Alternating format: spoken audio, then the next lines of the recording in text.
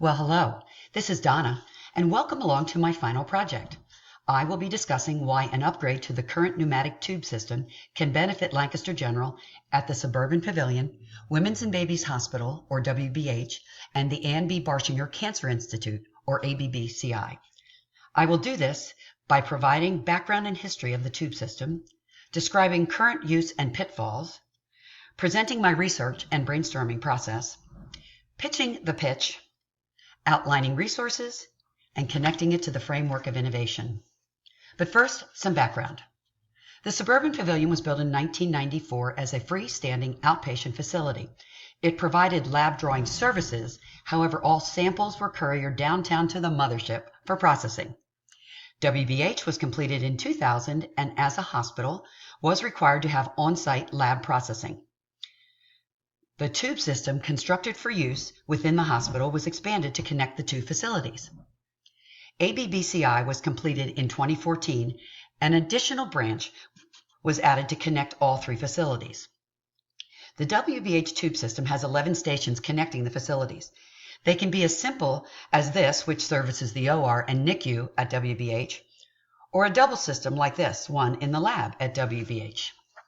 The carriers look like this. Notice they are not transparent. To send a sample, it is placed in a carrier, the destination is selected on the control panel, and off it goes. And the problems can begin. Carriers stuck in the tube or those left at the destination will send the original carrier back where it came from. When a carrier reaches its destination, an alarm sounds. It is easy to turn it off and leave the carrier where it is. Or the carrier is removed from the station and tossed on the counter with other carriers that could be empty or not. Remember, the carriers are not transparent. Moving on to my research, I searched google.com patents, where in less than half a second I had over 19,000 results, using the search tracking samples in a pneumatic tube system. I selected 3 patents and found it much easier to compare them using the United States Patent and Trademark Office external link that was provided on the site. The patents involve upgrades to the tube system for more efficient tracking of samples. They all have system control modules. One has the ability to identify carriers by color-coding them to associated color-coded destinations. Another offers additional database and archiving capabilities. The last adds ID tag readers at send and receive stations to confirm transports. I found this interesting. My own personal innovation to increase efficiency and safety using the tube system involved utilizing our ID badge. It appears someone had already identified this. Incidentally, a colleague informed me of a solution to track samples that is currently in use at the Duke Street location. Armed with this information, I performed a quick SWOT analysis on my top 3 options. I disregarded the option to use color-coded carriers. With 11 stations servicing our facilities, that did not seem viable. The first option is already in use within the WBH system. There is opportunity to increase reporting and alarm systems, and there is the obvious threat in pulling out containers and letting them lay. The second option, with additional ID badge tracking capabilities, would require funding and system downtime, but offers a very high compliance rate for staff, requiring a badge swipe at send and receive. This would generate tracking information for review when necessary.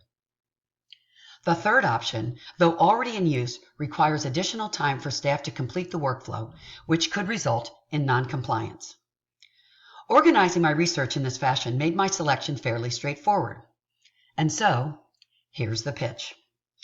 Working in the field of healthcare is a demanding job. The workflow each day is very fluid, and change can be the standard 24/7. To ensure that safety, efficiency, and top-notch patient care are provided each day, systems must be in place to ensure that staff can perform their daily tasks quickly and correctly. An upgrade to the current pneumatic tube system, which connects WBH, the Suburban Pavilion, and ABBCI, would provide additional information on each sample that travels in the tubes. This would be accomplished by adding badge tagging to each sample so it can be easily tracked anytime within the system. A required badge swipe at send and receive will provide staff with up-to-the-minute tracking information. The database and archiving capabilities can identify problems and opportunities for improvement. The upgrade does involve a cost, which can be offset in reducing the amount of additional work when studies need to be redrawn, and utilizing reports to increase efficiencies. This innovation is user-friendly and does not add additional time to the workflow or the need to reference various work lists to confirm location. Resource-wise, there is an obvious need for money to fund this upgrade. It will require a capital request to LGH leadership.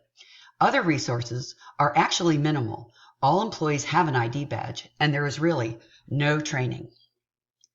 From the perspective of the framework of innovation, I would classify this as an incremental product innovation. The innovation will improve on the existing tube delivery system, which is incremental, but it is also a product innovation due to the improvements the upgrade will make with respect to new software and increased user friendliness.